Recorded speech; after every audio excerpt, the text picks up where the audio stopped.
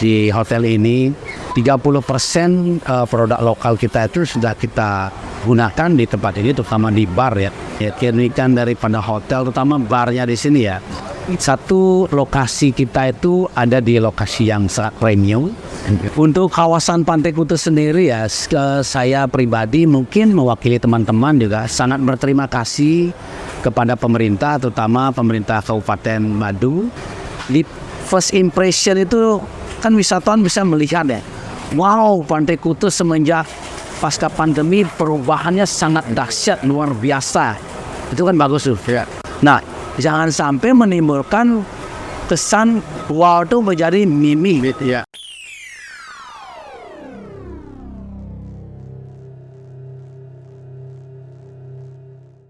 Sahabat pariwisata, saya masih berada di Grand Istana Rama Hotel bintang 4, namun pelayanan bintang 5. Saya masih bersama dengan Bapak Ketut Darmayase. Kita akan eksplor dan berbicara lebih jauh tentang hotel ini, juga bagaimana produk lokal terserap di hotel ini dan juga di restoran ini. Kita ketemu dengan Pak Darma lagi ya. Selamat sore, Bre. Selamat sore, Om Swastiastu. Ya, tadi kita sudah cukup banyak berbincang tentang Pak Ifbek. Nah, sekarang kita berada di area Hotel Grand Istana Rama yang asri, gardennya luar biasa nih. Wah, terima kasih. Di belakang kita ada bar yang juga, ini kayaknya bar bintang 5 sebenarnya ini ya. Saya pikir tidak salah kita berada di sini untuk berbicara tentang fasilitas hotel ini. Ya, menurut Pak Tut, kaitan dengan produk lokal yang kita bicarakan tadi terserap di restoran dan hotel ini bagaimana? Baik, terima kasih atas kunjungannya. Salam pariwisata, wonderful Indonesia buat peserta dan partisipan semua.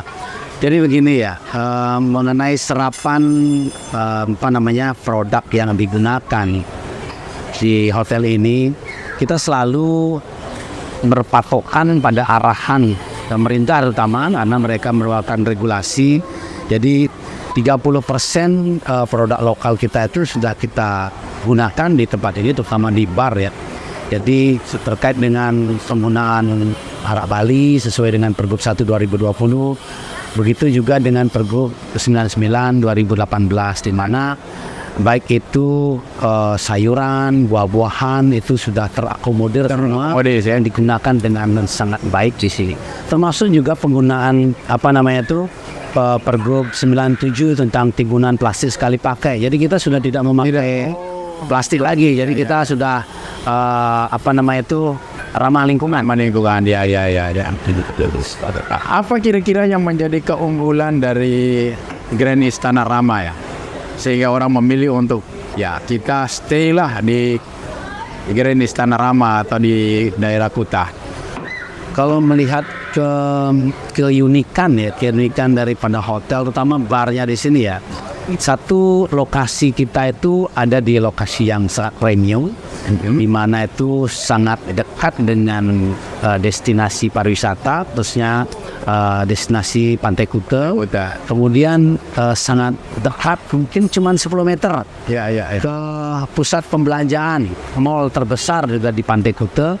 Jadi itu merupakan salah satu kunci atau poin atau keunikan atau keunggulan yang dimiliki oleh tempat kita. Selain kalau dari segi produk, memang produk-produk kita itu adalah produk-produk yang ramah lingkungan, kemudian produknya bagus, berkualitas, ditambah lagi pelayanan tempat-tempat kita sesuai dengan namanya ini. Nama barnya adalah 69 Bar. 69 kalau kita lihat etimologi 69 itu kan kayak yin and yang, atau lebih tepatnya adalah engagement.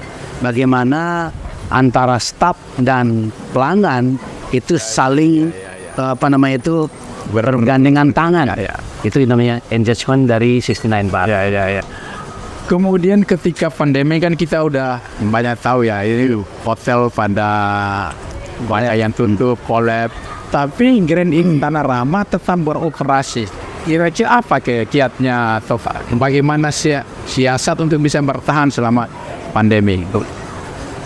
Itu juga sangat didukung sekali oleh owner kita yang sangat luar biasa. Jadi beliau memberikan tempat buat kita tetap bekerja. Jadi langkah-langkah yang kita ambil itu adalah karena sudah diberikan kesempatan untuk berladang istilahnya di sini. Jadi kita yang mencangkul ini juga harus tetap giat dan semangat bagaimana mempertahankan area ini agar jangan sampai tertutup lah. Salah satu kegiatan yang dilakukan pada saat itu adalah kita membuat dagangan ya semacam nasi jinggo keliling itu. Jadi kita memanfaatkan semua potensi-potensi yang ada yang bisa berjualan untuk bisa berjualan keliling saat itu. Jadi mereka kita targetkan lah. Kalau kita sama mereka UMK-nya 3 juta minimum dia bisa jualan 10 porsi sehari. Jadi minimum mereka punya penghasilan. Jadi penghasilan itu akan diambil oleh stafnya dan produksinya itu ditanggung oleh produksi disiapin oleh hotel. Produksi disiapkan oleh hotel sendiri. Jadi itu karyawan cuman berjualan. Jadi di situ itulah tetap sinergitas antara pengusaha dan pekerja yang ada di sini itu sangat sinergis sekali. Iya.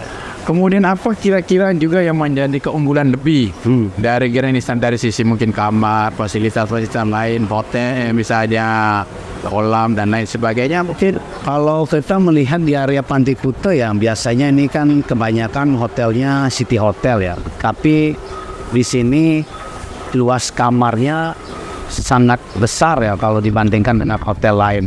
Sampai 35 meter persegi itu cuma cukup besar. Dan yang paling menarik adalah hampir 60% dari area hotel ini adalah perkebunan. Jadi tidak semua area di sini ada sekitar 1,7 hektar ya. Dari 1,7 itu 60% adalah garden. Jadi kalau tamu-tamu tuh keliling hotel ini dia akan melihat suasana kebunnya yang luar biasa. Jadi kalau tempat lain mungkin semua berupa bangunan, kalau di sini bangunannya sedikit, cuman kebunnya besar. Kebunnya yang besar ya. Yang terakhir ini Grand Istana Rama berada di lokasi premium ya, kawasan wisata Kuta.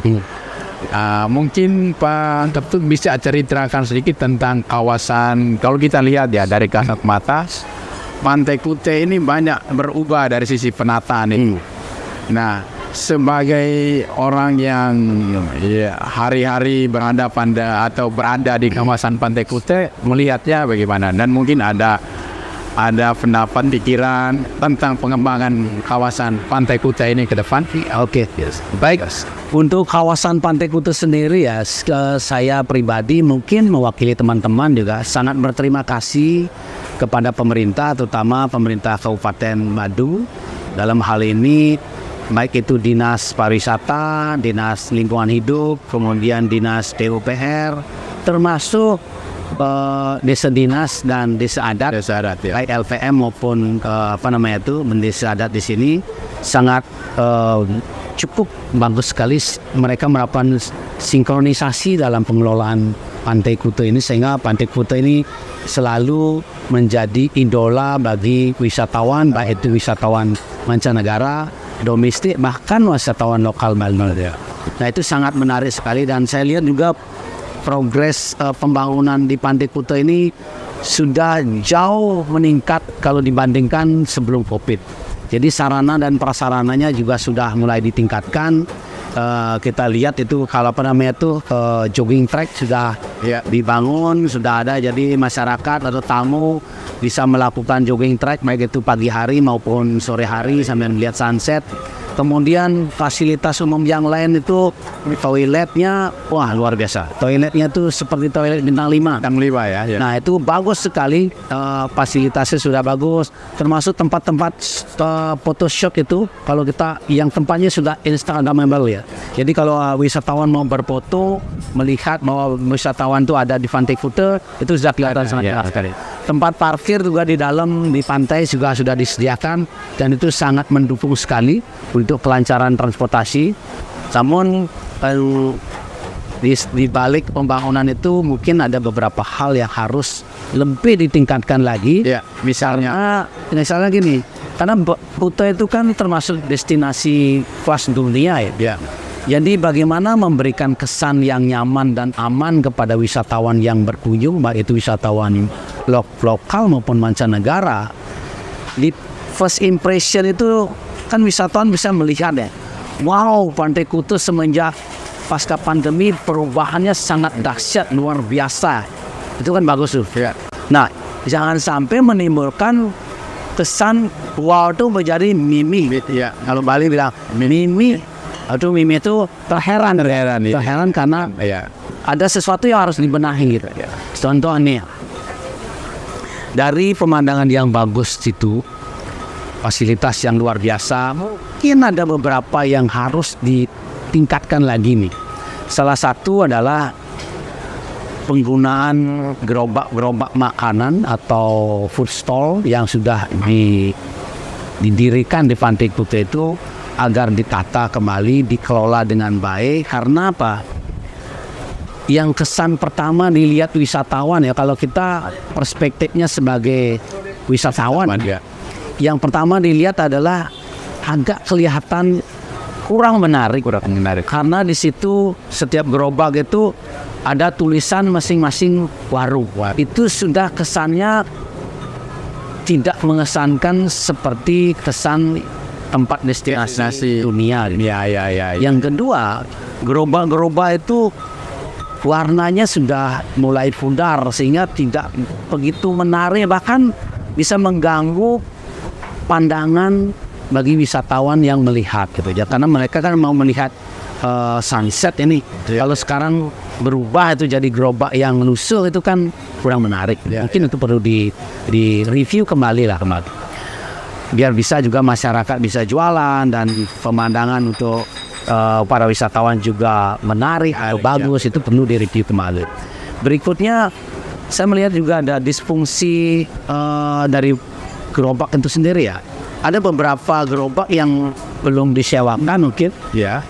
Difungsikan, ada sebagai loker, ada sebagai mungkin tempat istirahat bagi yang pengen istirahat. Jadi macam-macam lah kendala. Mungkin itu yang perlu dilihat kembali sehingga penataan yang sudah baik ini akan menjadi sempurna. Ya, artinya tingkatkan, dibenahi kembali biar menjadi lebih Kayak apa namanya tuh motonya Mercedes gitu kan.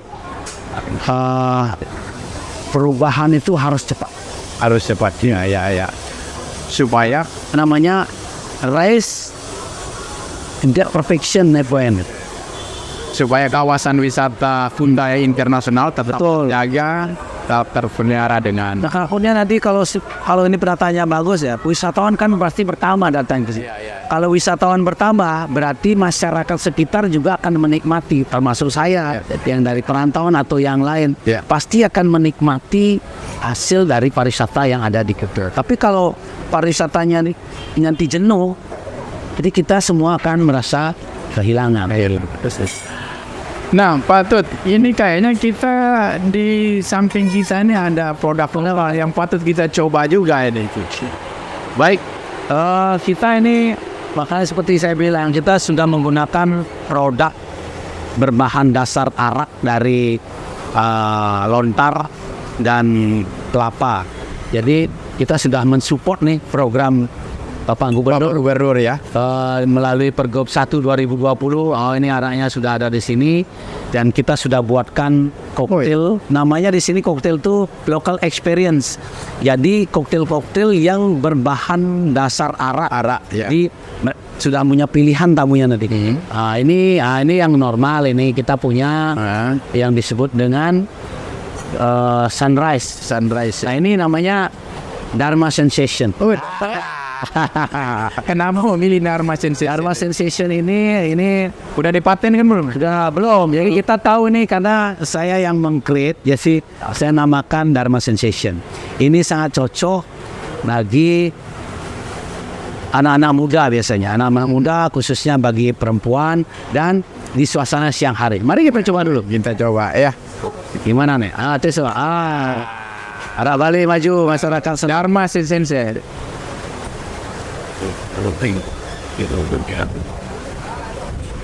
Pak saya Pak, bisa di sini? Wah, luar biasa. Bener enak sangat. Ya ada gula nih. Ini pakai gula eleng Pak, gula pendawa nih, wah luar biasa. Tetapi tidak ada rasa arak lagi. Karena konten-kontennya itu mereduce flavor arak. Oh, flavornya ya. Oke, jadi ya saya coba kembali. Oke, selamat datang di 69 Bar, Kuta Bali. Iya, terima kasih buat Dharma Sensation-nya. Asik. Sahabat pariwisata, demikianlah perbincangan saya dengan Bapak Ketut Dharma Yase, salah satu tokoh pariwisata di Grand Istana Rama Hotel. Terima kasih Pak Ketut. Semoga pariwisata Bali akan terus berkembang dan Indonesia jaya juga dengan pariwisatanya. Salam pariwisata, wonderful Indonesia.